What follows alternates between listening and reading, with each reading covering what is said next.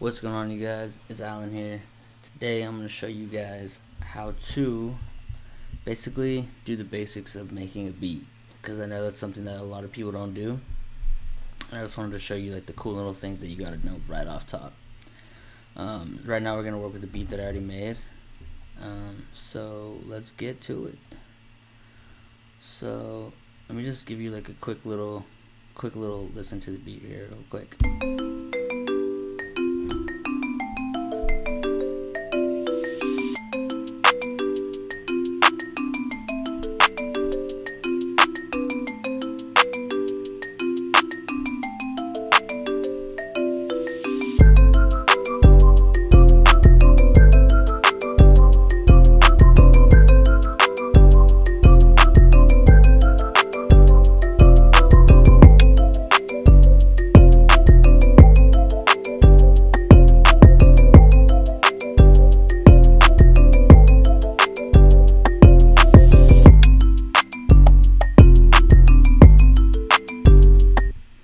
So you guys get the point, right?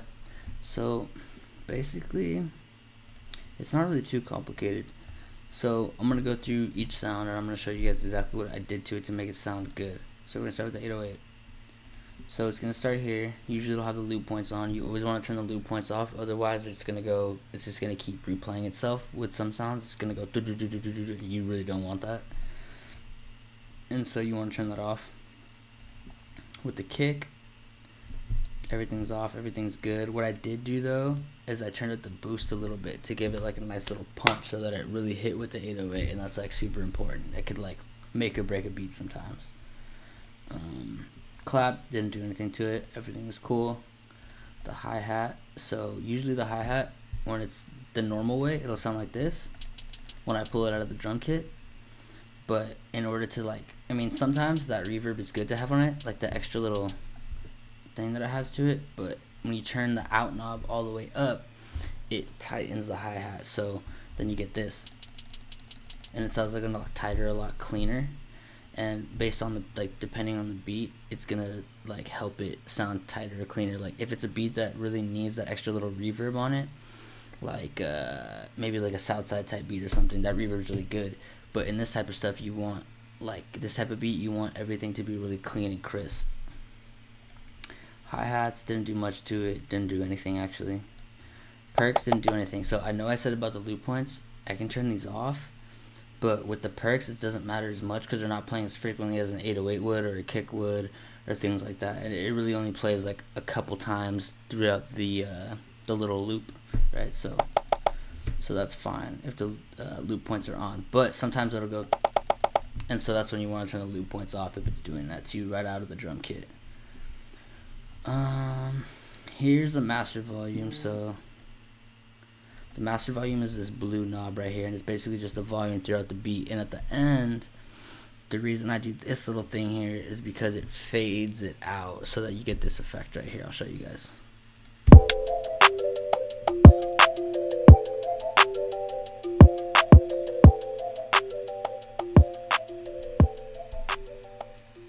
Because it would sound really weird if the beat just ended like this. You know what I mean? It would just be and it would just cut it, and it just doesn't really sound as good as if you like faded it out. So that's one thing. And then another thing I want to show you guys is these guys right here. These are actually super important. They're what you call transitions. And so they're like these little effects that you can do that really transition from each section of the beat, so that people know. It gives them like a little bit of a marker as to what's going into what. So here I put one here at the beginning because it's going into when the beat's gonna start. So then you hear this like,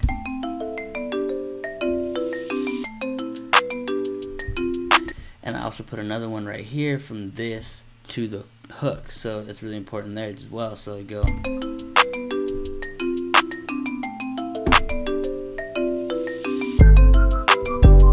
and the reason those are important is because it really gives you that build up, like it gives you like that tension build, and then when it drops, it just drops it, and it just really creates like a whole vibe with the beat, and it makes it like a lot more, you know, like when you listen to a song and it's like you can kind of tell and it's building up, and then it finally drops and it gives you that kind of like relief from that tension. That's basically what the transition does. That's what it's for. That's what the effect is for.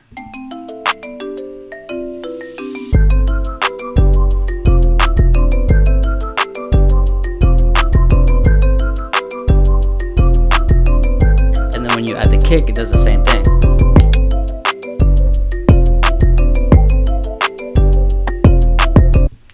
So you guys get the idea of that. And honestly, these are just all the sounds. So this is like an 808, a kick, a clap, a hi-hat, open hat, and 3 perks. So a good finished beat will have anywhere between 5 to 8 sounds besides the melody. So you want to keep it simple. You don't want to overcomplicate shit, because you like hear a lot of people, a lot of producers, like newer producers, they want to throw like a million sounds in there, but it could be a good beat on its own. But what we're trying to do here on this channel is we're trying to make beats that artists actually want to rap on, that people want to sing to, whatever, something that people could write lyrics to. Okay, and when your beat is super cluttered with all these sounds, an artist doesn't have enough space or room to really paint a picture on the beat, if you will. He doesn't have that space or that room to really put his lyrics in. So that's when you want to leave it kind of open. That's why I say about 5 to 8 sounds, because the simpler the better. Keep it simple, stupid, right? And yeah, so that's pretty much gonna be it on the mixer channel. I really just have a soft clipper. It just kind of gives the rest of your drums a nice little oomph, gives it, like, makes them slap a little bit harder. And I have a little EQ on here just to make the high ends a little crispier and all that good stuff. That's gonna be it for me today, you guys. I just wanted to show you some of the basics. I know it was quick, but hopefully you can watch this video a few times, go back to those things, if you need to, and hopefully it'll help your beats get better. And I honestly think it will. It helped my beats get a lot better. So I'm gonna play the beat out, and I hope you guys liked it, and I'll see you next time. Peace.